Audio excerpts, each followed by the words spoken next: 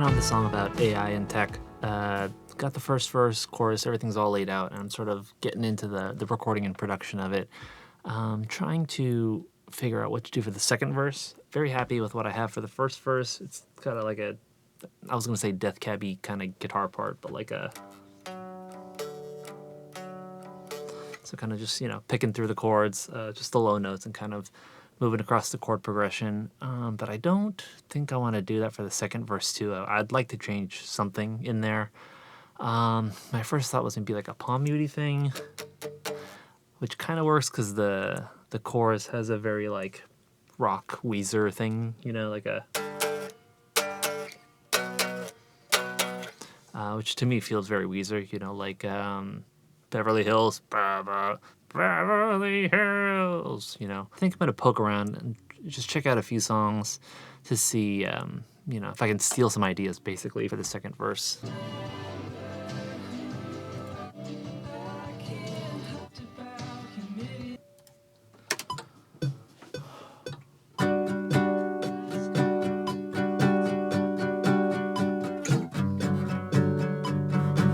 I'm in the middle of cutting together a vertical video for one of my songs, Anywhere USA, and it's like a fake pickup truck commercial. And I just thought it would be really funny if I actually composed like a little, pickup truck music. Feels so over the top and unnecessary, but I don't know. I think it's funny. It's funny for me.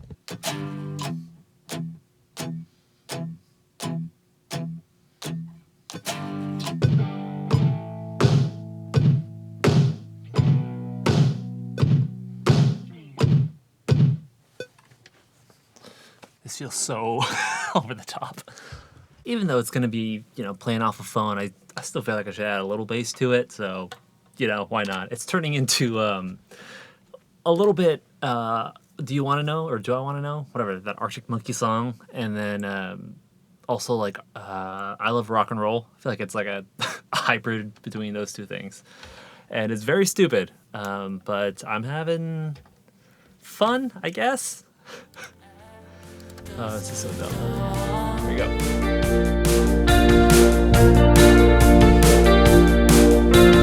Worrying about the final things slip by you. Whether or not that nothing gold can stand. Jewel from dark is where you'll find that luster. The video in question ended up being a bit of a dud, but the drum sounds I made for it, I really kind of like. And so I'm going to take those and then put them in the Joy Weather song that I was talking about. I think it would be cool for the first verse to have something like that. I tried plugging in the drums. They sounded okay, but I don't know. It just wasn't really doing it for me. And so I'm going to try this guy, the Digitact, because I do like the idea of having two different kinds of drums in the different sections of the songs, just to kind of get that contrast going.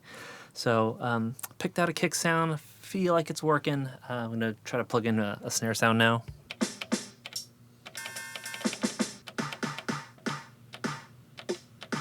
I very much got lost in the weeds with all these drum sounds, and it wasn't even for getting the drum sounds for this song. Like, that came together pretty quickly. Instead, I spent a lot of time just digging through my sample folders, these sort of like administrative housekeeping kind of things, which, not the worst use of time, but it felt a little bit like I was procrastinating doing this by doing this other thing that's like kind of productive, but not really what I set out to do. It might also be that just, the motivation today and the past couple days has been pretty low, but still trying to move forward at least a little bit. I don't know. I think I get anxious otherwise if I have or if I don't get enough done, which, maybe something I need to deal with on my end. But, for the time being, I'm trying to get some stuff in here. I got some keyboards, like a pad-in, arpeggiator, trying to break some things up. I'm going to try to track some bass because there's no way I'm going to get any acoustic instruments done today. It's July 4th. Fireworks are going crazy. Dogs are terrified. And so I'm going to have to just work on things that I can plug directly in.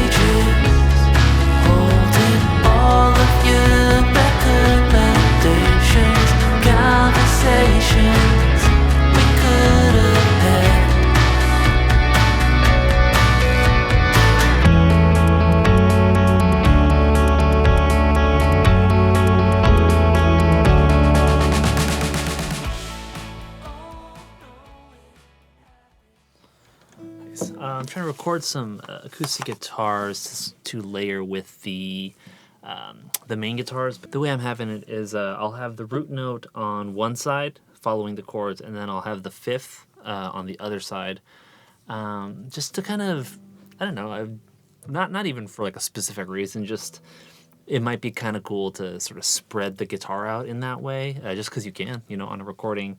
I'm stealing this from, I think someone was talking about Will Yip, producer extraordinaire, but evidently he likes to layer some of his guitars, like his big rhythm guitars, with just a single note of an acoustic guitar, but having just the root note follow the chords. And I figured, what if I did something similar, except I'll pick a different interval as well and see how that works. But yeah, always trying to experiment, trying different stuff that I hear and folding it in. If it works, great. If it doesn't work, then whatever, I'll do something else. I thought it was important to mention that when I am trying out a new technique that I hear about, I'm not just thinking like, oh, I heard so-and-so did this, let me shove it into my song, it'll surely work, but more thinking about like why they do the things that they do. So if there's context of them talking about why, that's the best thing. But if not, then it's up to me to think about like, well, what purpose does this technique or whatever serve? And there are definitely times where I'll just try it for the sake of trying it, just to hear like, what does it do, or like what is the what does it sound like, or what have you. But I think knowing why someone is doing something is important, because then that informs the decision of like whether you're going to use it or not. And in this case, so I had heard about the acoustic guitar thing, didn't really have like the direct context from the person themselves. It was like someone else talking about them.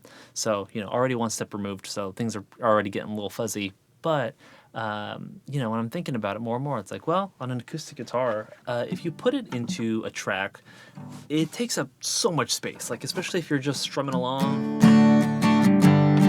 like that eats up all of the bandwidth, and there's not any room for anything else. And so what a lot of people end up doing, and the way that a lot of people will use acoustic guitars in a song, is that they'll just chop off all of the bottom frequencies of it and kind of use it like a shaker. So you're getting this sort of sound, but there's a little bit of like harmonic or melodic content to it.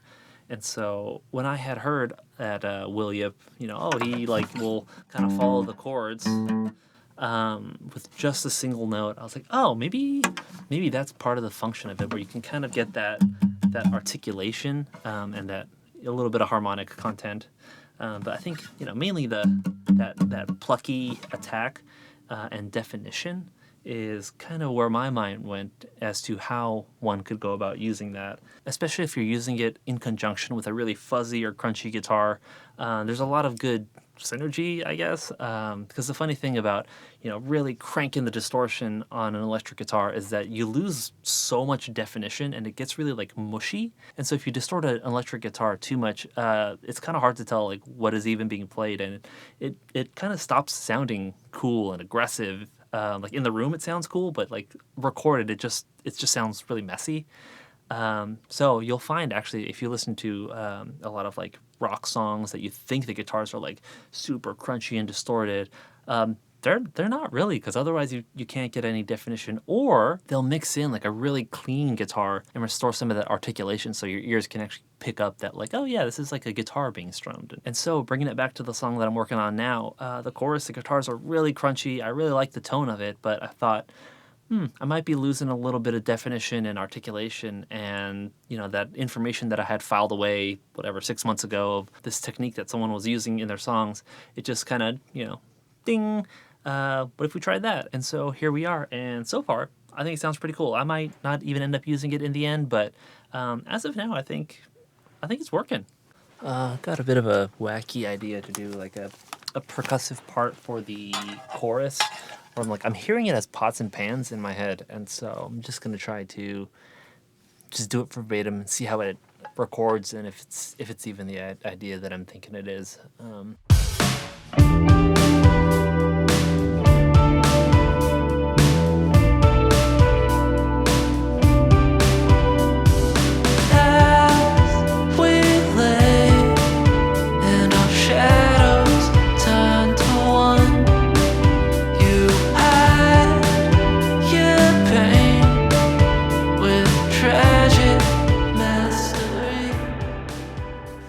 So So next day, fresh ears, listening back to what I recorded last night, the pots and pans, not really doing it for me. It was a fun idea, and it was, it was worth experimenting and trying something out, but it doesn't really add anything to the song, and I feel like if I left it in, I would just be leaving it in because it was a fun, quirky idea.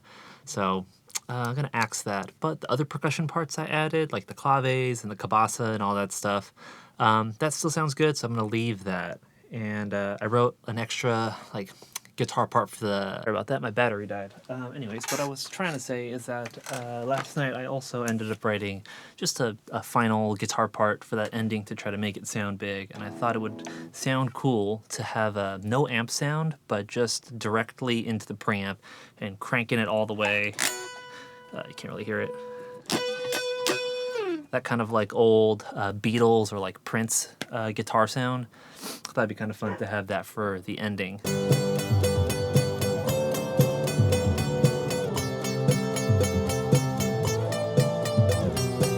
I'm pretty happy with all that as far as sounds go. I don't think it needs anything else except for I do want to start the song kind of Midwest emo style. So there's like a lo-fi or like a radio version of someone speaking, or like some kind of clip of someone speaking. I'm thinking there's like a Mom Jeans song that starts like that. I'm sure there are a few others. But I'm gonna look for a clip of like a tech guy making a big promise of like full self-driving next year, or like AI is gonna be God and we have to worship me and my God, or whatever thing that they say. Bonus points if that person is currently in jail or has been sued for defrauding people, which shouldn't be too hard to find. I think that'll tie everything together and make it very clear of like what the point of the song is. I do find that with something like music or just any art, you have to really hit people over the head with what the thought is, what the message is, because it is really easy to get to misconstrue things. And so as much as possible, I want to make it as concise and as clear. It shouldn't be too hard to find a clip because those people love to be in front of cameras, they love to make promises, and they love money so much. Maybe it's not even that they love money so much. I think maybe they just love to lie and love to like feel like the main character or something. I don't know. I realize that I'm the grumpy Luddite, in the room. But yeah, I don't know. I'm just tired of all of the like worship of all this stuff. It's not for me, man. I think there's a lot of cool things that have come from it and a lot of cool things that human beings have made, but yeah, don't have to get into it.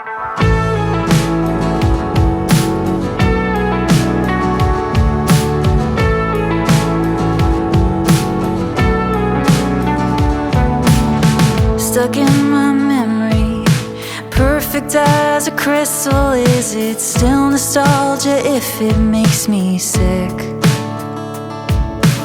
Your eyes are locked in mine, a window to abyss. You'd sooner smash the expectations. I'm in the middle of tracking vocals for this song, and I just wanted to share a part of the process. So I've got two compressors on my voice. One is the API 2500. Whoa, API 2500, and then the other one is this one, the West Audio Mimes, which is like a 1176 clone.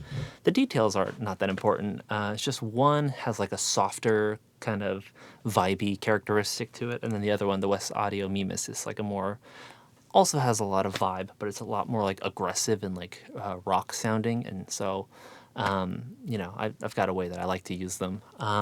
There's like a sort of balance of them.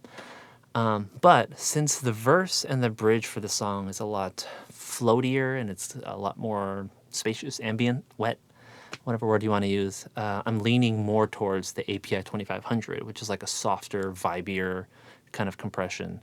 And then the choruses are a lot more like punchy and like rocky, and so I think I'm going to switch the balance now so that I am pushing the Mimes more, the 1176, that aggressive compression more, so it's like my voice is more in front and it's kind of like, and just having a touch of the API, that softer compression. But yeah, anyways, nerd stuff, but wanted to share, like this is how I'm thinking about approaching this song, and it's the kind of stuff that goes into it. And that's it for the vocals. Now that I'm done, that makes it everything. So there's nothing else to record or do with that. I've just got to mix it and, put the finishing touches on it. But before I do, I think I'm going to give it like a week, just let it sit while I work on other projects. That way I can kind of come back to it with not a fully fresh perspective, but at least somewhat of a fresh perspective. Whenever I mix something I produce, if time allows, which usually it does for me, I try to give it a little bit of space before I jump into the mix. That way, I just have kind of like a more fresh perspective on it. Some other wiser person, I think, is where I took that from, but it's been helpful for me. Which brings me to a comment from Marty. This is in regards to the previous video where I was working on 3 songs for 2 different people. So he says, at a certain point, you stopped working on the Ken song and started working on the Maggie song.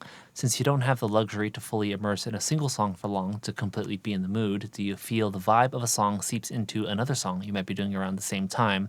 Also, do you think this is a good or a bad thing? Is there a way to prevent this at all? In some ways, yes. Like, maybe technique or arrangement, or like, if there's something that I'm just into that I feel like is working, I might, use those across multiple projects. But I think the biggest thing that's going to be like a shared vibe is that if I'm doing it, then the filter is me. And so it's going to be my preferences for tones and for arrangement and sounds and things like that.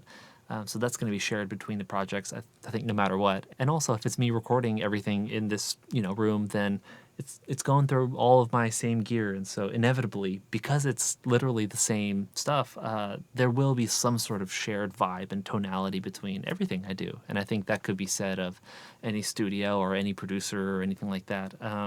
They kind of end up having a sound no matter what, because it's what they like, it's what they use, Perhaps an unsatisfactory answer, but that's the best I can give. And yeah, I don't think it's a good or a bad thing. It's just a thing, and we're always learning and growing. And I think that when you make music or make any art, it's a sort of like time capsule of where you are, and also just sort of your response to the world around you.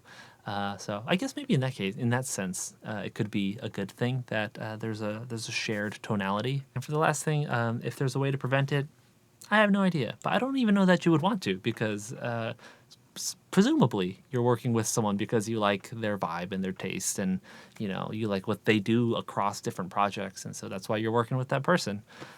So I think maybe you don't want to prevent it. I don't know. That's just my thoughts. But yeah, thanks for the great question.